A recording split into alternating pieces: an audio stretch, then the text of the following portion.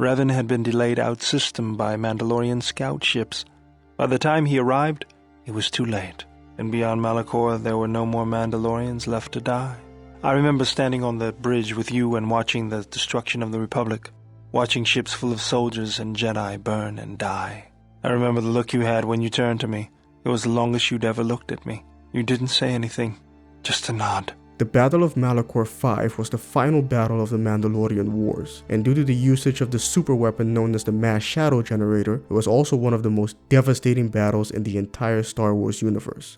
Thousands upon thousands of Mandalorians, their slaves, the planet's inhabitants, Republic soldiers, and Jedi alike were all simultaneously destroyed. In lieu of Revan himself, someone would need to be the one to pull the trigger. We know from Knights of the Old Republic 2 that this triggerman ended up being the future Jedi Exile, known canonically as Mitra Surik. But why her? You might say that the answer is rather obvious, but was there only one reason? Did Revan know what would happen to her? And if he did he choose her despite it or because of it? Revan, as we know, was what you would call a four-dimensional chess player. Knowing Revan, it was no doubt a strategic decision on many levels. The Jedi Exile had a certain quality, a strength, if you will, a kind of tenacity and willingness to sacrifice that made them ideal for the position Revan appointed. This all became evident to Revan during the Battle of Dxun. The Exile relives their experience there through a vision inside the tomb of Ludo Kresh on Korriban. Com says we've lost another heavy droid transport. How can we break through the Mandalorian lines without support? The path is mined and the place is crawling with enemies.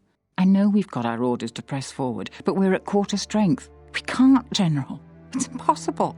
We need to retreat. Revan's strategy for this battle was reliant upon hundreds of small unit feints that would probe and overwhelm the Mandalorian lines looking for weaknesses.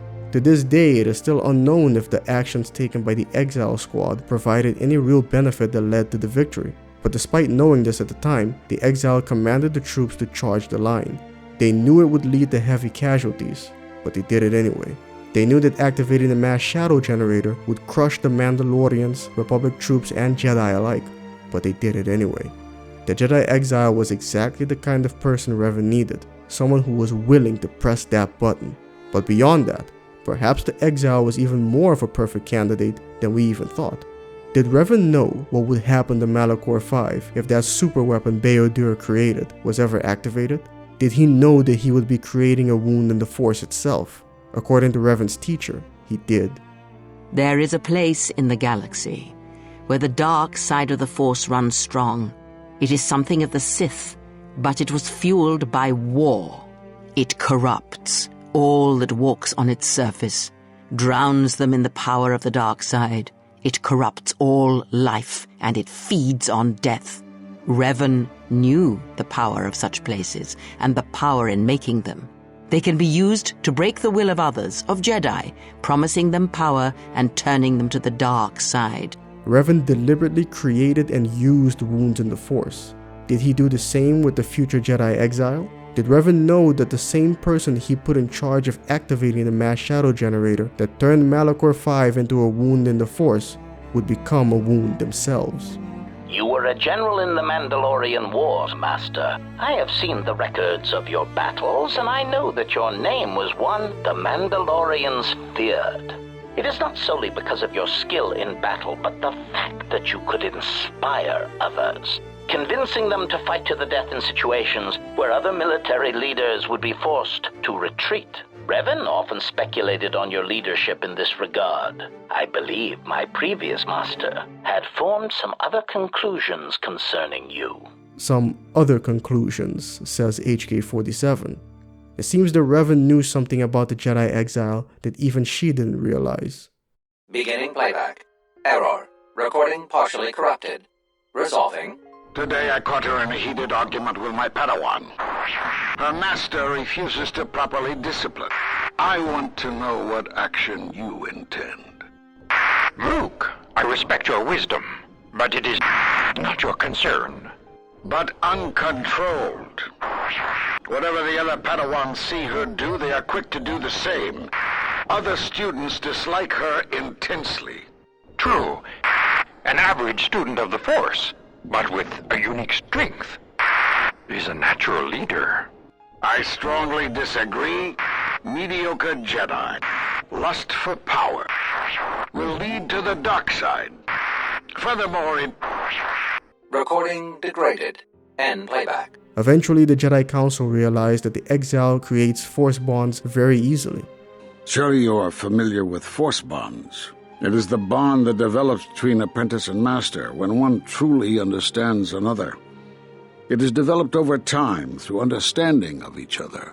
Yet you do it so easily, and we do not know why.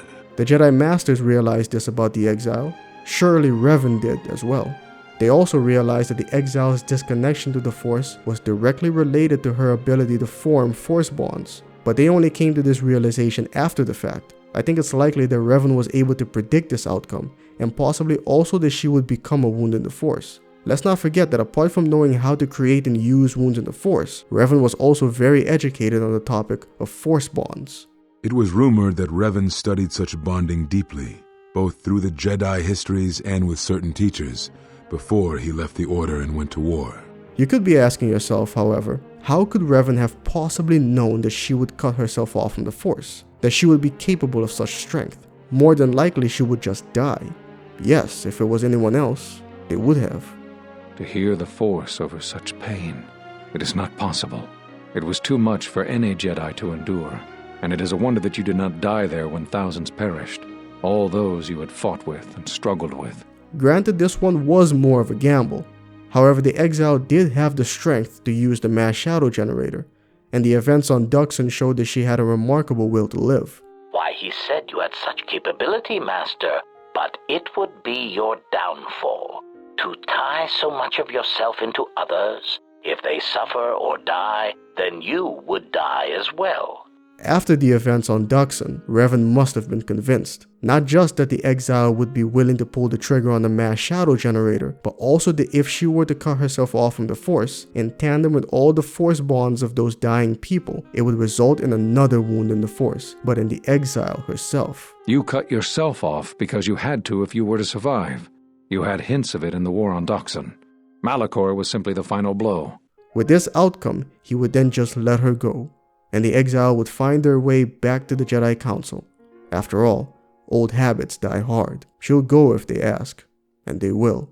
Revan's apprentice wanted me to kill you when you left the war effort, and did not go with them to the unknown regions, but Revan would not permit it. Speculation. I believe Revan wanted you to face the Jedi Council, Master, as if there was something that you would show them and possibly undermine their strength. Perhaps Revan wished the Council to see how far the Jedi had fallen. Knowing Revan, it was no doubt a strategic decision on many levels. Observation. Master, this is purely speculation, but there is a certain strength in parading defeated leaders before their people. Perhaps Revan felt that your return to the Council in your state would show them what Jedi were capable of, and the cost. Mitro Surik stood as a symbol of the Jedi's failure, both for their actions during the war and their religion. Simply having the exile standing before the Jedi Council and having them sense her was enough to demoralize them and fill them with fear. I think it was because we were afraid.